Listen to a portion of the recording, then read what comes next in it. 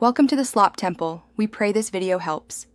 In this video, I will explain how to put your Range Rover Discovery into neutral range using an easy method. This is essential for situations like towing or moving the vehicle without the engine running. We'll cover 3 simple steps to ensure you can safely engage and disengage this mode.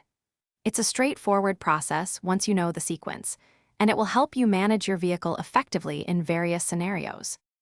First, make sure your Range Rover Discovery is completely stopped and on a level surface. Next, turn the ignition on, but do not start the engine. You should see the dashboard lights illuminate.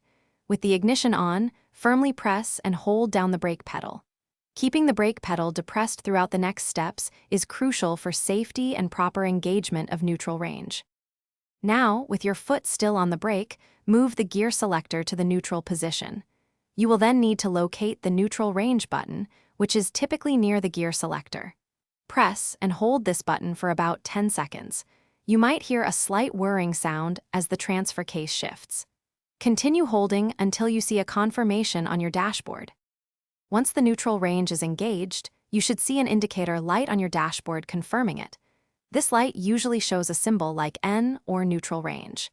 After confirmation, you can release the neutral range button and then the brake pedal. Finally, turn off the ignition. Your Range Rover Discovery is now in neutral range, ready for towing or movement. To disengage, simply restart the engine and select a drive gear. Thanks for watching. Consider subscribing if we helped you.